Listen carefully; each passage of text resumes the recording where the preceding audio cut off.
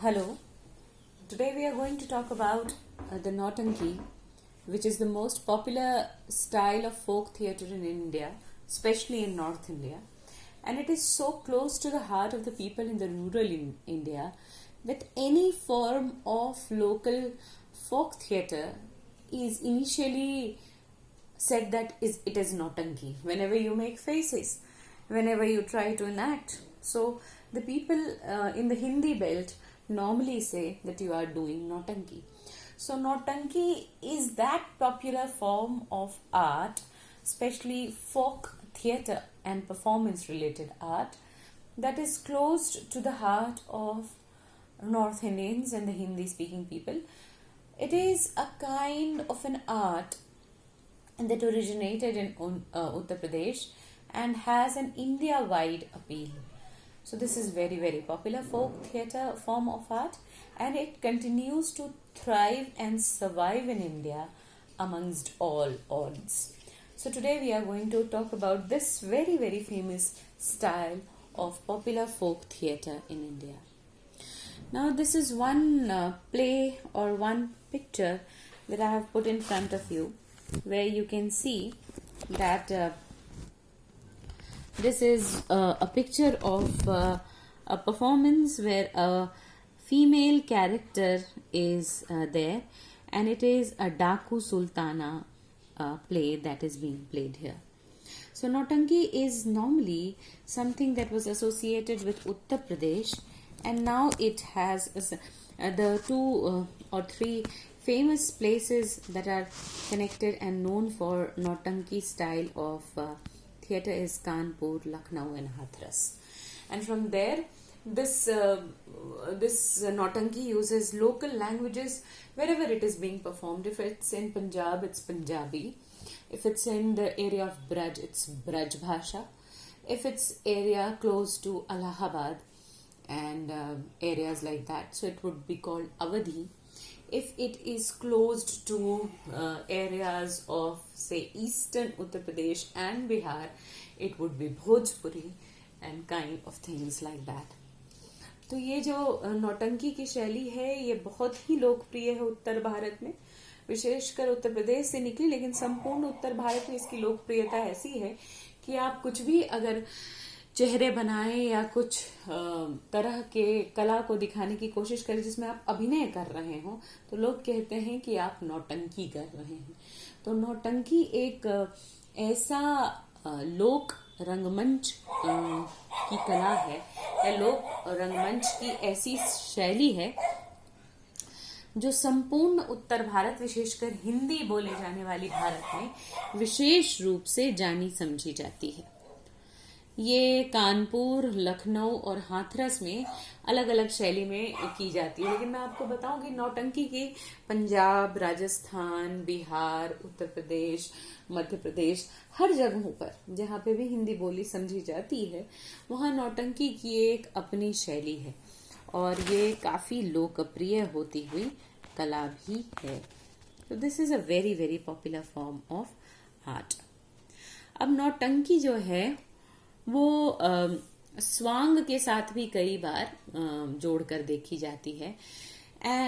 And if you see that this kind of performative art can be dated back to 16th century. Of course, it existed before 16th century, but from 16th century onwards, we have written records to support this observation that Nautanki is a kind of folk theatre that has existed, at least according to the recorded and literary evidences, from 16th century and onwards.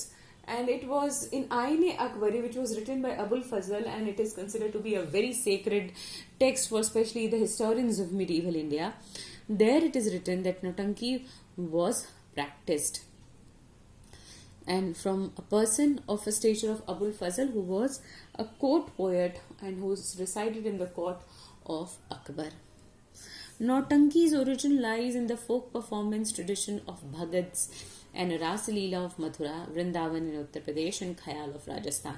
So all the local art forms, whether it is Bhagat art, whether it is Ras Leela, whether it is swang, whether it is khayal, everything is imbibed and incorporated in the style of Nautanki. So, Nautanki is not a static art, it is an ever emerging art where all new forms and formats are easily accepted and adopted.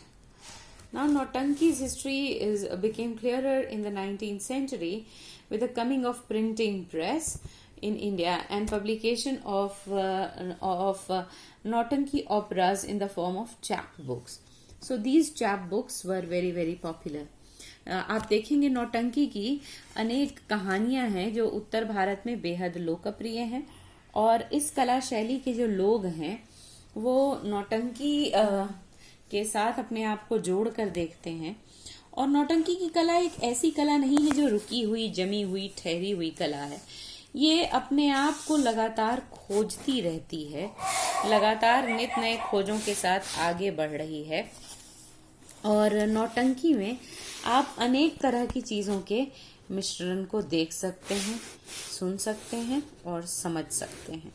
तो नौटंकी जो है वो एक तरह से एक ऐसी कला है, एक ऐसी कला शैली है जो 16वीं शताब्दी में आईने अकबरी लिखी गई अबुल फजल के द्वारा और जिसको आज भी मध्यकाल पर हम सबसे बड़ा ऑथेंटिक स्रोत मानते हैं इतिहासकार, उसमें भी इस बारे में चर्चा की गई है कि नौटंकी जो है वो भारत के गांवों में, शहरों में फलने फूलने वाली एक लोक कला शैली है।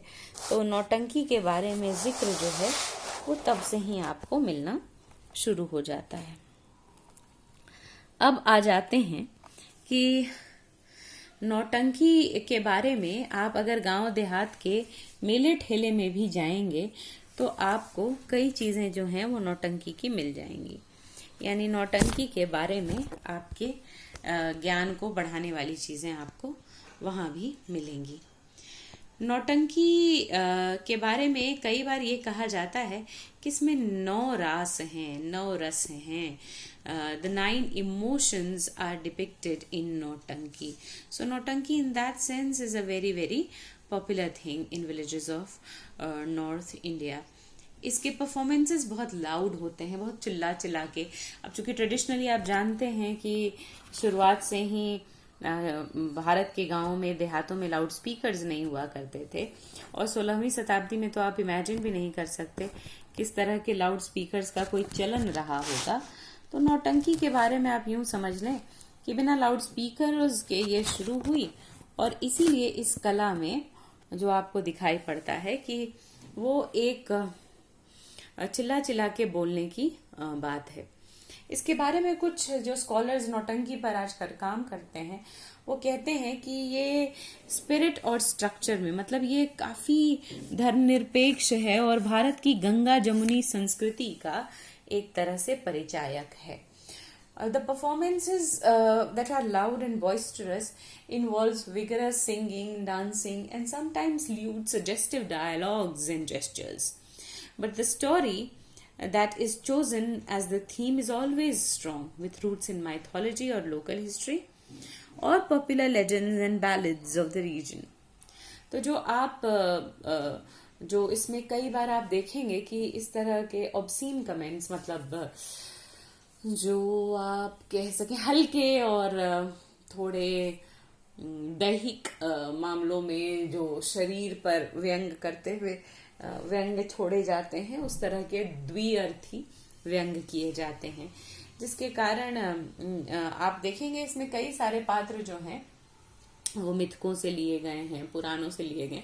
लेकिन नौटंकी स्ट्रिक्टली मैं ये नहीं कहूंगी कि पुराणों और धार्मिक चीजों से इसका ज्यादा लेना देना है।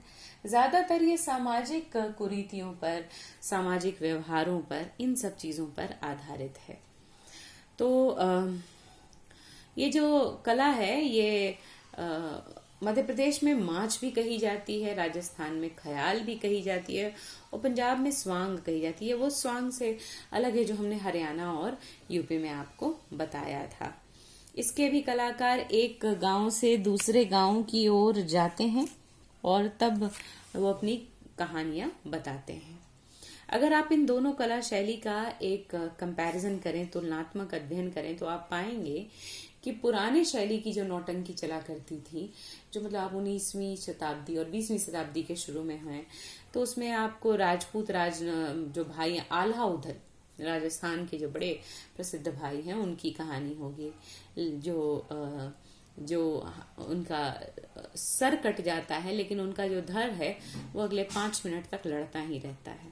लैला मजनू की कहानी है, शेरी फरहाद की कहानी है, सुल्तान खदादूस की कहानी है, बहू बेगम की कहानी है, सम्राट राजा हरिश्चंद्र की कहानी है, अमर सिंह राठौड़ जिन्होंने अंग्रेजों के खिलाफ मुकाबला किया, उनकी कहानी है, टीपू सुल्तान की कहानी है, पृथ्वीराज चौहान की कहानी है, पन्ना देवी, डाकू सुल्ताना, तिरिया चरित्र, इस तरह की बहुत सारी कहानियां हैं जो पारंपरिक तौर पर सुनी कही जाती हैं। जबकि आधुनिक थिएटर जो नौटंकी का है, इसमें अब सामाजिक कुरीतियों, बुराइयों, और जैसे शराब पीने को लेकर, बेरोजगारी को लेकर, किसानों की हालात को लेकर, दहेज प्रथा को लेकर, या फिर कीटनाशकों का इस्तेमाल, गरीबी, ज्यादा बच्चा होने, स्वास्थ्य सुविधाओं के अभाव के कारण, अज्ञानता के कारण जो चीजें समाज में आती हैं, तो सामाजिक हालातों से इसका बड़ा लेना देना है। थोड़ी पुरानी और नई नौटंकी की शैलियों में एक और अंतर, मैं आप कुछ और अंतर बताऊं। पुरानी जो कला शैली है उसमें पहले महिलाओं और बच्चों को नहीं आने दिया जाता था। अब इसके कारण भी आपको बेहद स्पष्ट रूप से समझ में आते हैं, क्योंकि इसमें कुछ गंदे संवादों का प्रयोग किया जाता था। ऐसे संवाद जो सभ्य नहीं लगते हैं, असभ्य तरह के लगते हैं, उनका प्रयोग किया जाता था, तो उनको नहीं सुनने दिया जाता था। यहाँ तक कि नौटंकी का अगर गाना चल रहा हो दूर में, तो गांव से इतनी दूरी पर नौटंकी होता था कि महिलाओं को उसकी आवाज भी न सुनाई दे। पर आज ऐसा नहीं होता। आज महिलाएं नौटंकी का आवश्यक हिस्सा और लंबे समय से हिस्सा है।